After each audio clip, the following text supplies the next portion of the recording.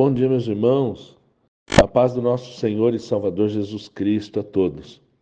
Sou o professor Rodolfo e hoje iremos meditar nos capítulos de número 13 e 14, finalizando assim o livro do profeta Oséias. Antes de iniciarmos, eu te convido a falar com Deus juntamente comigo. Senhor, Tu és o nosso Pai amoroso, Tu és o nosso grande ensinador, Tu és o nosso grande Salvador e Redentor e sempre está pronunciando para nós a sua vontade através da sua palavra. Ó Deus, dê-nos coração para compreender a tua vontade, para compreender a tua palavra. Dê-nos coração, Senhor, para que andemos nos teus caminhos e reconheçamos que só o Senhor é Deus. Só o Senhor é capaz de salvar e de perdoar. O Senhor é Pai amoroso, sempre pronto a perdoar os seus filhos. Dai-nos, ó Deus, arrependimento quando necessário. Dai-nos, ó Pai, coração humilde, para em tudo sermos submissos ao Senhor. Deus querido e santo, nós te agradecemos pela leitura e meditação de mais um livro da Tua Palavra. Continua nos ajudando, Senhor, para que possamos chegar até o fim e o Teu nome seja glorificado através das nossas vidas. Nós oramos em nome do Senhor Jesus. Capítulo 13. Efraim era o filho mais novo de José. Manassés não deveria apenas ter tido a primogenitura e preeminência, mas também ter reinado sozinho naquela família, pois o povo foi dividido em 12 tribos. Mas Deus pretendia levantar 2 chefes na casa de José e preferiu o mais novo ao primogênito. Portanto, Efraim, que havia aumentado em número e poder, finalmente obteve a dignidade real.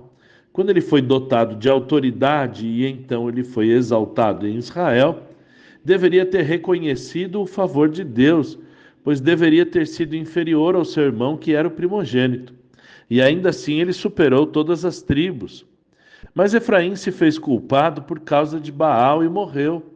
Significa que tão logo Efraim foi levado ao poder, perverteu a adoração, que é a única exclusiva de Deus, para se corromper com Baal e outros ídolos e deuses falsos das nações, confiando neles para se prostituir e pecar contra o Senhor, que o havia exaltado entre seus irmãos. Desde que pecou, ele peca cada vez mais, multiplica o seu pecado. Começou adorando a Baal e logo após seguiu fazendo imagens para adorar e confiar com a sua própria prata. Fez outros ídolos segundo o seu próprio conselho, rejeitando ao Deus de Israel. Obras de mãos de homens. E novamente o profeta Oséias cita o bezerro levantado por eles em Betel. Por causa desse pecado e do pecado ter se multiplicado tanto em Israel, toda a exaltação que eles receberam de Deus vai passar rápido, como passam as nuvens e a palha e a fumaça. Se ainda resta alguma dúvida com relação a Efraim e Israel, ou por que o profeta usa seguidamente o nome de Efraim, tem a seguinte explicação. O primeiro rei de Israel, após a divisão do reino, foi Jeroboão. Ele era da tribo de Efraim e fez pecar o povo de Israel, levantando altares em Betel. Provavelmente com a intenção política de que o povo não descesse a Jerusalém para adorar, pois agora Jerusalém fazia parte de outro reino, outra administração política, sob o domínio dos filhos de Davi e Salomão da tribo de Judá. Todo o povo de Israel foi culpado, pois aceitou a adoração idólatra imposta por Jeroboão, um representante da tribo de Efraim. Mas tanto o rei como os príncipes do povo, os sacerdotes e todos os homens de Israel pecaram. Sendo assim, o profeta nomeia Efraim como uma espécie de líder da adoração misturada, aquele que iniciou o sincretismo religioso em Israel e, lamentavelmente, foi seguido pelas outras tribos. Retomando o texto, Deus disse que eles desapareceriam, porque Ele, Deus, é o Senhor e fora dele não há outro. Não há outro que possa salvar.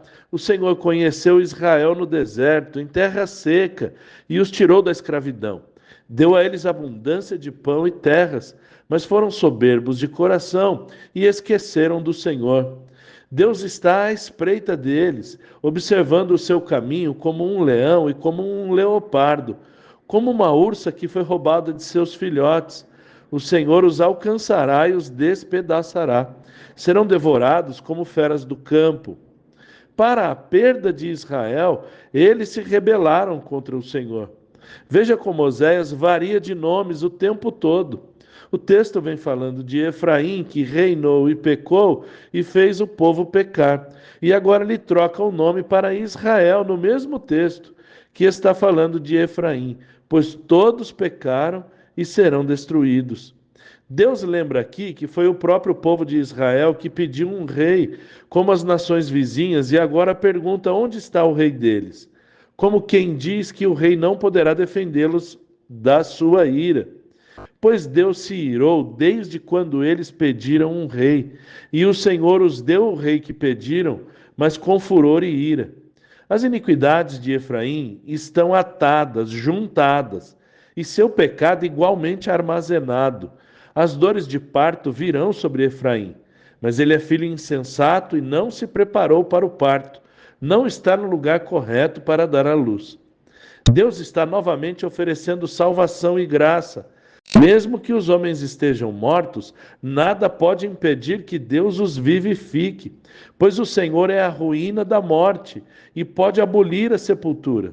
A morte vai chegar para todos os homens, a sepultura vai engolir a todos, mas Deus é superior à morte, é superior à sepultura, pois ele pode matar a morte, ele pode abolir a sepultura, mas ele não vê arrependimento no povo. Ainda que Israel dê frutos, todos serão destruídos pelo Senhor, pelos seus ventos, e tudo será saqueado e destruído. Samaria vai ficar deserta, porque se rebelaram contra Deus. Seus filhos e suas mulheres, todos serão mortos e despedaçados. Israel está caído pelos seus próprios pecados. Capítulo 14. Israel caiu pelos seus próprios pecados. O Senhor o chama mais uma vez para que se converta de seus caminhos, para que retire do seu meio toda iniquidade e aceite de ouvidos a palavra de Deus, dê ouvidos à palavra de Deus, se convertendo e oferecendo ao Senhor não novilhos, mas o sacrifício dos lábios, da sua boca. Certamente Oséias está ensinando que nossas palavras devem corresponder aos nossos sentimentos. Deve haver uma relação mútua entre as palavras de Deus e as palavras dos homens. Israel e todos quantos são repreendidos por Deus deveriam ser submissos, sofrendo e aceitando de bom grado quando ele nos disciplina, confessando o pecado quando ele nos reprova, abraçando o perdão quando ele promete. Essa era a vontade de Deus ao trazer a reprovação e a ameaça de destruição. Mas o coração endurecido de Israel, sua cegueira espiritual e sua soberba não o deixaram se arrepender para que o Senhor os curasse. Aqui no versículo 3 é uma espécie de resposta dos israelitas, confessando o seu pecado, confessando que confiou na Assíria e tinha confiado nos ídolos que haviam fabricado. Reconhece que nenhum deles poderá salvá-los e prometem não fazer mais isso, deixar o pecado e se voltar para Deus. E nós devemos entender aqui que um remanescente deu essa resposta. Um remanescente fiel e piedoso confessou o seu pecado, confessou que confiou na Assíria e todo o demais aqui no versículo. Assim como fez Daniel em sua oração no capítulo 9, confessando ele mesmo o pecado que era de todo o povo, confessando um pecado que não era nem dele. Daniel era um remanescente fiel na Babilônia, mas ele se coloca como um intercessor e ele confessa e reconhece o pecado juntamente com todo o povo. E é isso que está fazendo aqui no versículo 3, esse remanescente fiel de Israel, confiando, confessando que confiou em ídolos e na Assíria. E esse remanescente promete não mais fazer isso. Ele promete deixar o pecado e se voltar para Deus. E agora Deus recebe essa resposta do povo, do remanescente.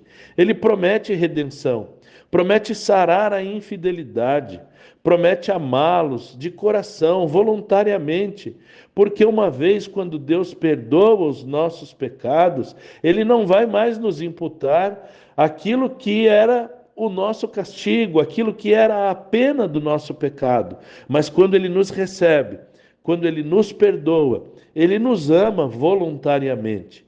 E Ele promete apartar a ira dele de Israel, desse remanescente.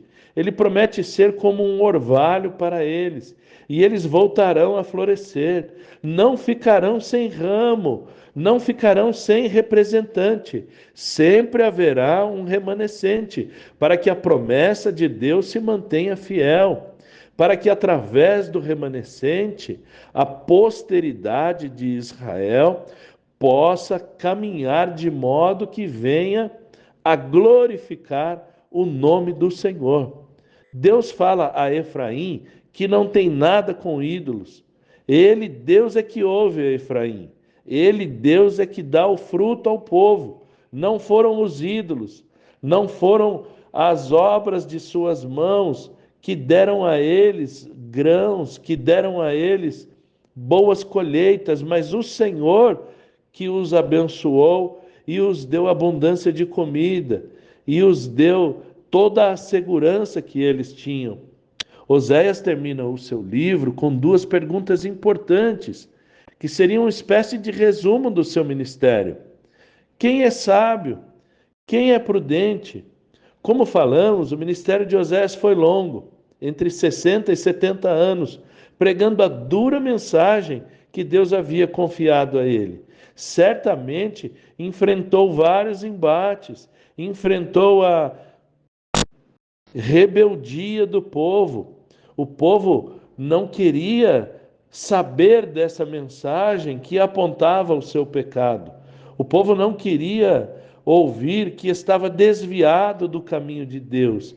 A mensagem de Oséias foi dura e por longos anos ele pregou essa mensagem. Ainda assim, o povo soberbo se achava sábio aos seus próprios olhos. O povo relutou contra Oséias, não queria aceitar que essa mensagem vinha de Deus, mas a mensagem era verdade nos lábios de Oséias e era realmente a palavra de Deus. Também sabemos que o cativeiro na Assíria veio sobre Israel e foi avassalador. Porém, tudo que o Senhor falou por intermédio do profeta se cumpriu. Tanto o castigo veio sobre o povo, como também a promessa da redenção, a promessa de Deus desviar a ira. O Senhor manteve a sua palavra, fez a destruição que havia dito, porque Deus não brinca com ameaças. O povo realmente foi levado cativo para a Síria, mas um remanescente do povo foi salvo. Uma parte do povo acabou recebendo a palavra de Deus, acreditou na palavra do Senhor. A salvação veio para esse povo, o livramento veio para esse povo. Todo o remanescente que der ouvidos à palavra de Deus, confessar o seu pecado, abraçar o perdão de Deus, certamente será redimido, será amado pelo Senhor e Deus desviará a sua ira e o seu furor. O tempo todo devemos ter isso em nossas mentes, que o Senhor nos redimiu por amor e graça, puro amor e misericórdia. Assim como não havia mérito em Efraim, também não há mérito nenhum em nós. Não há lugar para a vanglória, não há lugar para o orgulho, não há lugar para a soberba no meio do povo de Deus. O Senhor, através do profeta Oséias, mostra que pode destruir o soberbo. O orgulho precede a destruição, mas a humildade precede a honra. Nós devemos humildemente reconhecer o senhorio de Deus, sermos submissos à sua palavra, para que o nosso caminho vá bem, para que não tenhamos corrido em vão, para que possamos dizer como Paulo: combatemos o bom combate, guardamos a fé e acabamos a nossa carreira fiéis ao Senhor. Até o fim, assim seremos abençoados e receberemos a coroa da vida, a coroa da glória que o Senhor tem preparado para aqueles que nele esperam. Deus continue abençoando sua vida. Deus continue abençoando sua família, o seu ministério. Fique firme na leitura, medite na palavra e até em breve, em nome do Senhor Jesus. Forte abraço.